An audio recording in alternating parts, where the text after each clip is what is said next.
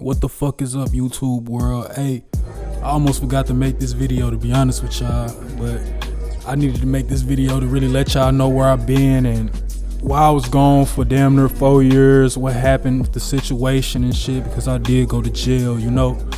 I went and did some time, so I really wanted to come on here and kind of like explain the situation, explain like what jail was like, what I went through in there. First and foremost, what I did to go there. But for the most part, this video gonna be covering what I did while I was there, like what the experience was like, and why you shouldn't go there, why nobody should go there. You know, that shit ain't made for human beings, bro. Let's go ahead and jump into it. I basically had 5 charges, man. Unlawful use of a weapon, shoot at or from motor vehicle or at a person, armed criminal action, property damage 1st degree, and an arson 2nd degree. These are not charges that I'm proud of.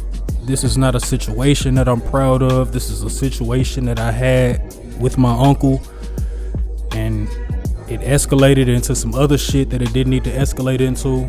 Now off into the real shit, off into the story, man, what jail was like. And this was my first time ever going to jail, so this shit was a whole new experience for me, bro. I swear to God, I walked into a whole new world that I knew nothing about, and I ain't gonna fake it to y'all. I was terrified when I first got in that motherfucker, man. Like my first 24 hours in that motherfucker, I'm thinking that I'm finna run into some 6'7", 290 pound nigga. You know, I was just thinking like the normal shit that any first timer would be going in, you know, thinking about.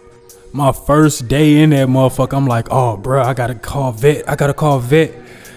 Like I gotta get in contact with like Lil J or somebody. And for those of y'all who don't know who those people is, vet is basically like my big sister, bro. Even though we into it right now and we ain't speaking or none of that shit, like that's basically my big sister, gang. Like she basically took care of me when I was in that bitch. And Lil J, that's my little cousin, that's like lil bro. He took care of me too while I was in that motherfucker. But I'm like, I gotta call my people, bro. I gotta call vet. I gotta see if vet like know some or some, like, you know. So boom, they take me to my pod and shit, right? Bro, when I say I felt so fucking relieved when I got to 6C, bro, when I got to my first pod, cause I seen my nigga Burr from the outside world, bro. I seen somebody I knew from the outside world. I'm like, all right, cool. Anyway, I link with Burr. I tell Burr like, can you help me get my people's number? Like, can you help me get my people's number? Cause they own a restaurant or whatever. So I gave him the restaurant like details, and we called up there. Boom, bam, boom, wop, you know. Got the number or whatever, and then that's how I got in contact with my peoples, and I was able to kind of, you know, start maneuvering and getting money on my books and shit, and setting up little visits and shit like that. That first year for me, bro, it was a learning experience. It was a hell of a ride. That first year was crazy as hell. Like, I'm getting into it with niggas. I'm getting into it with the older niggas. Niggas asking me what hood I'm from. I'm like, I'm from Berkeley, nigga.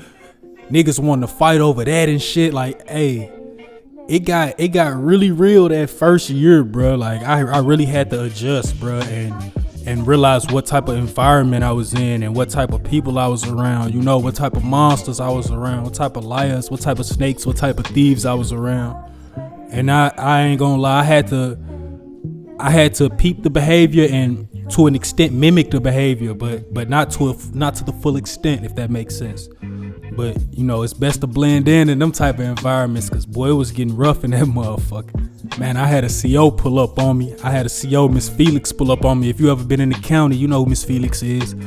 On gang, I had Miss Felix pull up on me like, hey, you can't be walking around this motherfucker like with your head down, looking all like shy and scary and shit. She like niggas can spot weakness in other niggas. Like, that ain't, you know, you ain't supposed to be walking around this motherfucker, you know, pick your head up, nigga.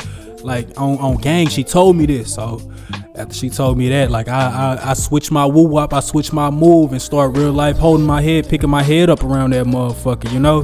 Start walking around with a little confidence by myself, you know. I said all that to say, like, basically by year 2 and 3, I had I had grown comfortable to the point where I ain't gonna say I controlled the environment or anything or dominated the environment, but I was so well adjusted to jail by that point, by year 2, that man, now I'm selling K2 in that motherfucker. Now I'm doing whatever I'm doing with the little CO females and shit. Just normal jail shit that we do when we bored, because it's literally nothing to do all day long. There is nothing to do other than sell K2, sell whatever drug, or do whatever drug, or play cards or play basketball. That's all we could do in the county. It was, or fight. That's it. So I kind of quickly adjusted to jail life by year 2.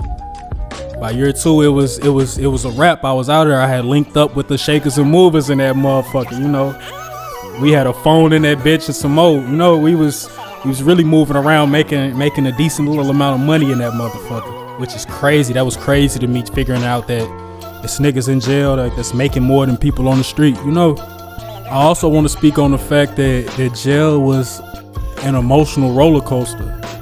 From me trying to depend on Ariel for like emotional support and love and shit, and from me reaching out to certain friends and family members and then they stopped answering the phone and shit. Like, I took all that shit to heart. Like, I didn't take that shit on the chin and just say, oh, well, it is what it is. Like, that being my first time in jail, I took that shit to heart. Like, I felt hurt that certain people stopped answering the phone.